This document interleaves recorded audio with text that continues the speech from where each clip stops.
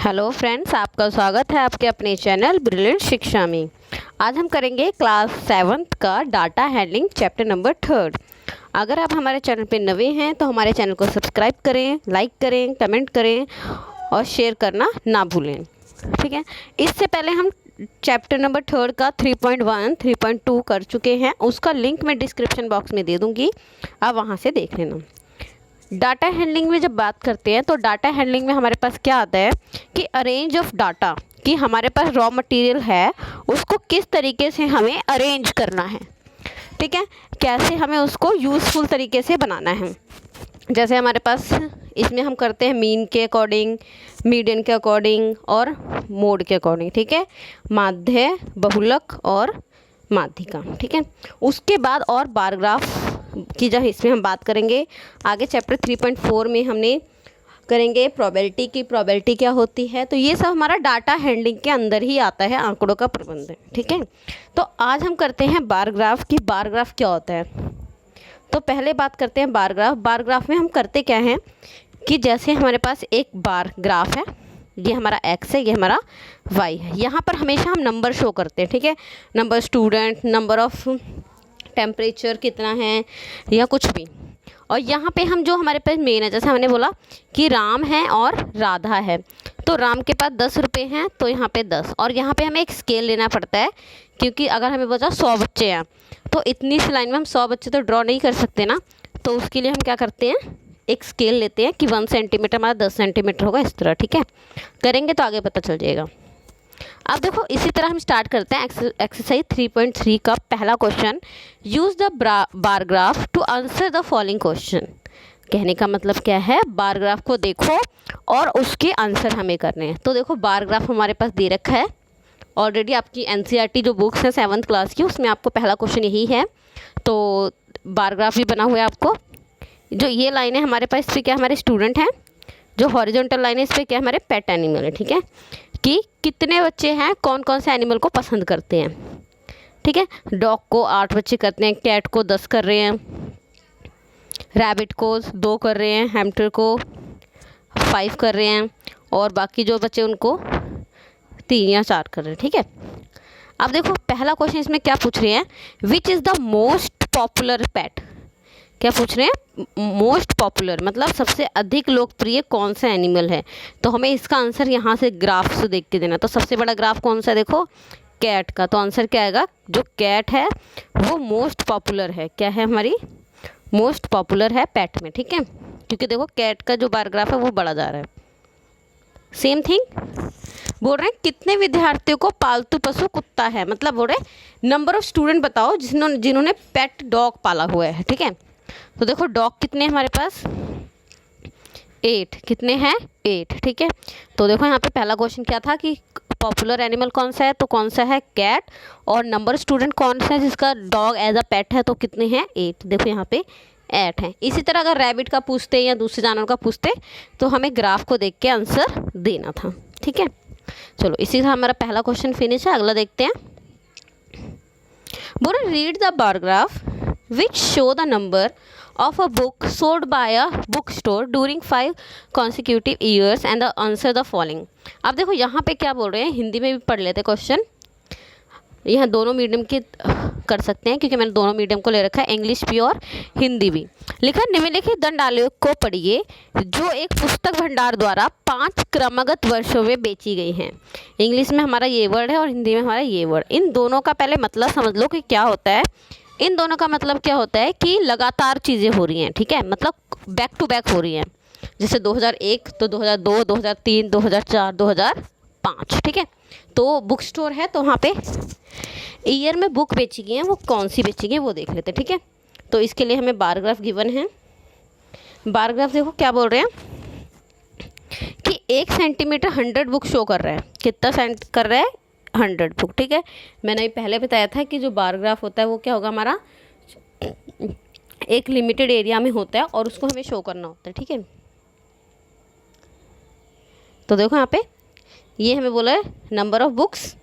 ठीक है, और नीचे बोला ईयर, क्या बोला है ईयर। ठीक है, तो 89 में हमारी इतनी बुक्स बेची हमने, 90 में इतनी बेची है, 1991 में हमारी 300 के समथिंग गई हैं, 1992 में हमारी 250 गई हैं, ठीक है, और 1993 में हमारी कितनी गई है 600, ठीक है। तो देखते हैं क्वेश्चन क्या बोल रहे हैं। सबसे पहला क्वेश्चन है about how many books were sold in. अब देखो तीनों का पूछ लिया उन्होंने कि 80 में कितनी बुक बेची हमने, 90 में कितनी बेची और 92 में कितनी बेची है, ठीक है। तो देखो यहाँ पे हिंदी में भी सेम क्वेश्चन है कि वर्ष 1989 मतलब 1989 में, 1990 में, 1992 में कितनी कितनी बुक बिकी, ठीक है, मतलब बेची है। अब देखो सबसे पहले 1989 में देखते हैं कितनी है, ठीक है। तो देखो 2 के बिल्कुल करीब है यहाँ पे, अगर आप बुक में देखोगे ग्राफ बना हुआ बिल्कुल इसके करीब से गए हुआ है, और यहाँ पे क्या शो कर रहा है कि वो 200 मतलब 200 के बिल्कुल करीब है। तो हम यहाँ पे कितना ले रहे हैं 180 बुक्स, कितनी ले रहे हैं 1989 में कितनी 180 बुक्स हैं जो बेची गई हैं, ठीक है। ऐसी 1990 में देखो कितनी है, 1990 में 400 के बाद है, मतलब सेंटर में जा रही है। तो देखते हैं कितनी है 475, कितनी है 475। अगला 1992 में देख लेते हैं, 1992 ये वाला ग्राफ है हमारा। तो देखो यहाँ पे आई थिंक 225 यहाँ के करीब है। तो क्या लिखा हमने कि 1992 में कितनी बुक्स हो रही हैं 225, ठीक है। तो हर एक बुक का हर एक ईयर का निकाल दिया कि कितनी कितनी बुक बेची जाएंगी, ठीक है। अब देखो अगला क्वेश्चन क्या बोल रहे हैं कि in which year were about 470 books sold, मतलब बोल रहे हैं कौन सा ईयर था जिसमें 475 बुक दी गई हैं, और आप 225 वाले के लिए क्या बोल सकते हैं, ठीक है। बोल रहे हैं किस वर्ष में लगभग 475 पुस्तक बेची गई हैं और किस वर्ष में 225। अब देखो हमें ऊपर में क्या बोला था कि बताना है। अब 475 देखो हमने किस में देखा था, इस वैसे भी इसमें कर सकते हैं, लेकिन नीचे अगर ग्राफ में देखेंगे तो देखो 475 कहाँ पे शो रहा है 1990 में, ठीक है, क्योंकि और तो सारी क्या छोटे या बड़े हैं। तो किस में हुआ हमारा पहला क्वेश्चन 1990 में कितने बेचे, 1990 में कितनी बुक 475 बुक। अगला बोल रहे हैं 1992 में, तो 1992 में कितनी आ रही है 225, ठीक है। तो पूछ रहा था कि 225 कौन से ईयर में बिकी है, तो इसका आंसर आएगा 1992। क्वेश्चन हमें किस तरह भी दे सकते हैं, हमें आंसर का क्वेश्चन बना के भी दे सकता है, क्वेश्चन का आंसर भी, ठीक है। जैसा हमें यहाँ पूछा कि 2000 में 1990 में कितनी बुक बिकी थी, और यहाँ यही पूछ सकता है कि 225 कौन सी ईयर में बुक पूछी, जैसा हमें यहाँ पूछा गया, ठीक है। नेक्स्ट देख लेते हैं।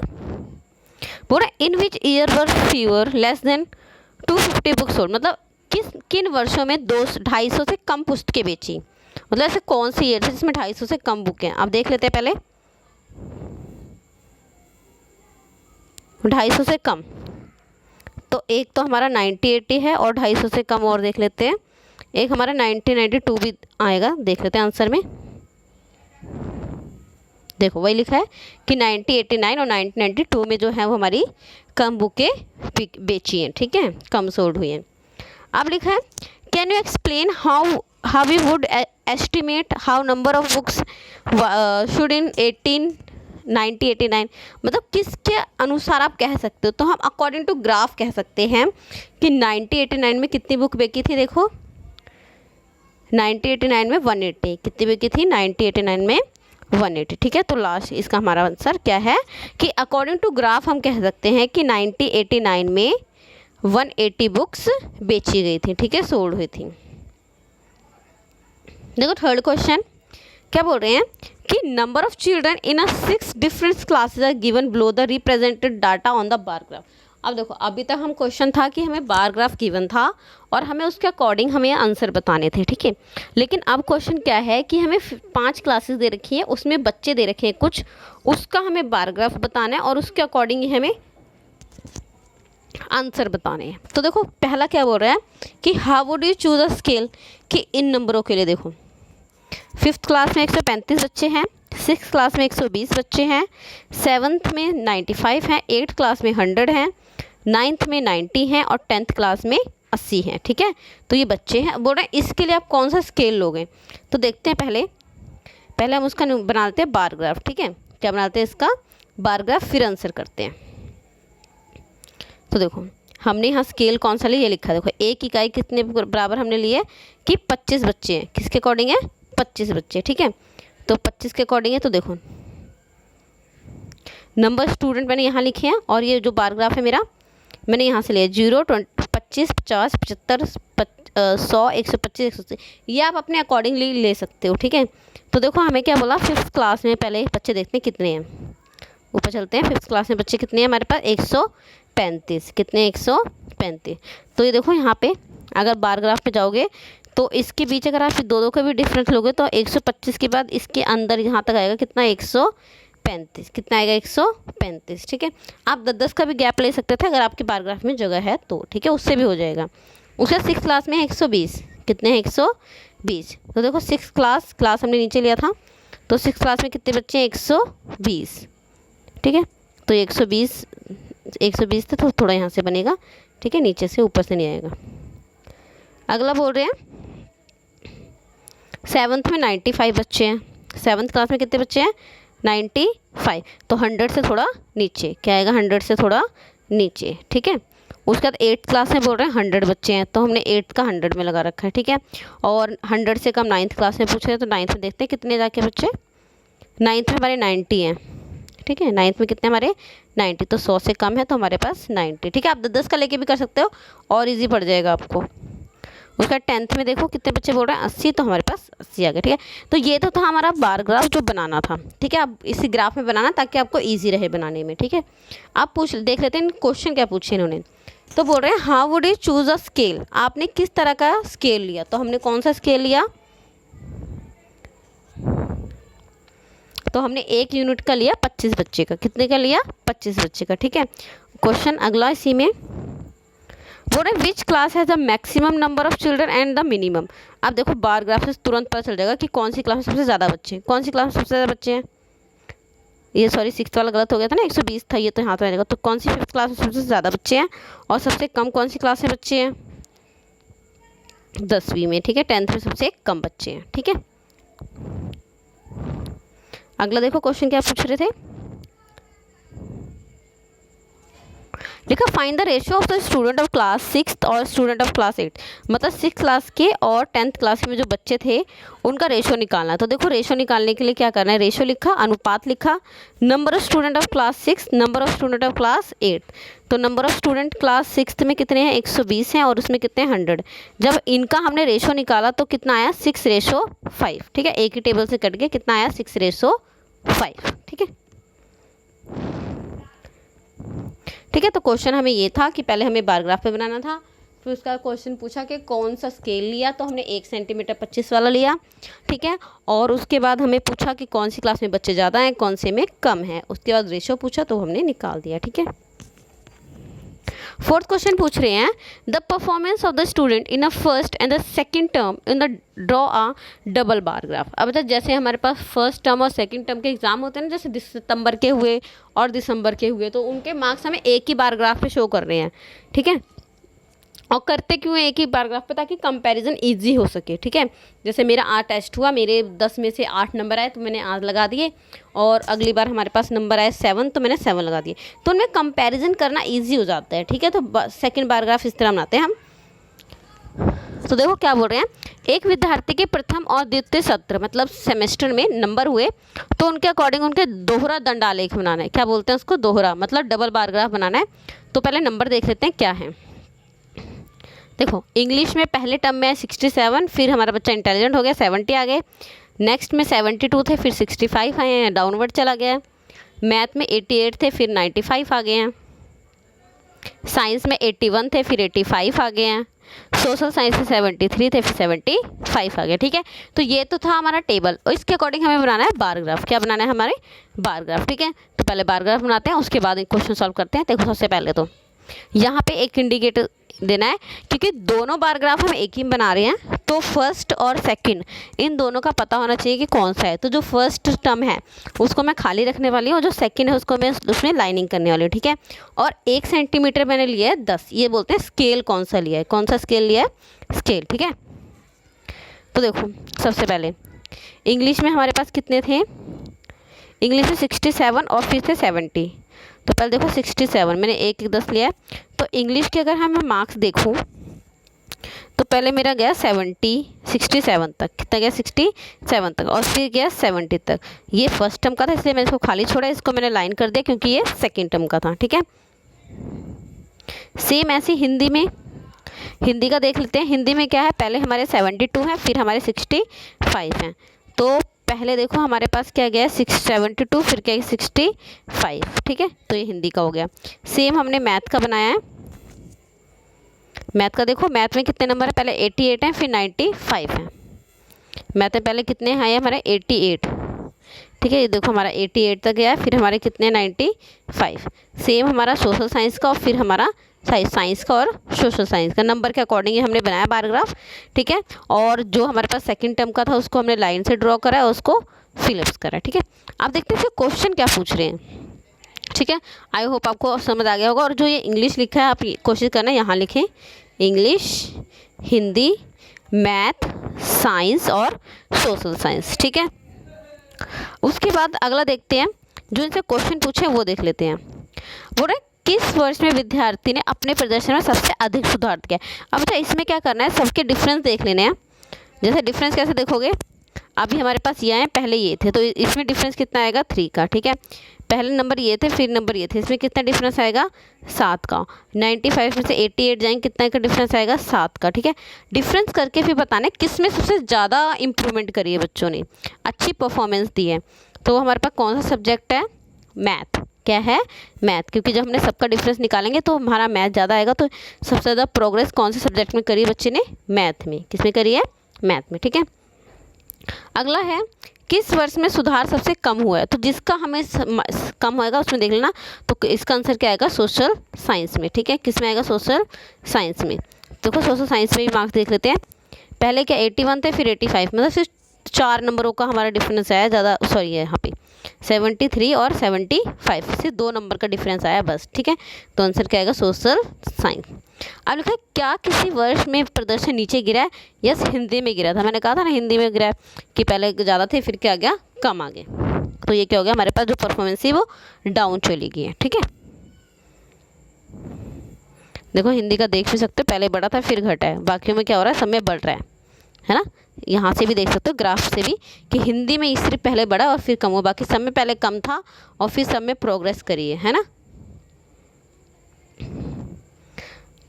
देखो अगला लास्ट इस सॉरी 5th क्वेश्चन हमारा क्या बोल रहे हैं, consider the data in the collected from the survey of a colony.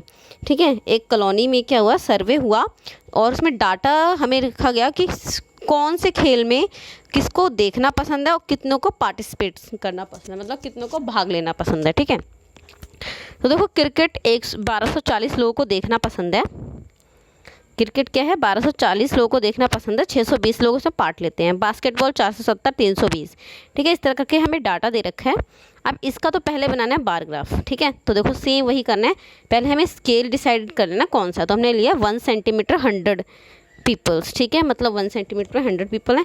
और जो वॉच करेंगे, जिनको सिर्फ देखना पसंद है, उनका जो बॉक्स है वो खाली है। और जो पार्टिसिपेट मतलब जो भाग लेंगे उनका, उसमें क्या है, मैंने लाइनिंग लगा रखी है। ठीक है, देखो पहला क्या बोल रहे हैं कि फेवरेट स्पोर्ट्स। ठीक है, मतलब जो खेल है उसमें कौन सा पसंद है। तो देखो यहाँ पे ये वॉचिंग और पार्टिसिपेट हैं और ये हमारे खेल हैं। तो क्रिकेट और सॉरी जो हमारे पास क्रिकेट है वो देख लेते हैं। पहले क्रिकेट का क्या स्कोप बता रहे थे, 1240 और 620।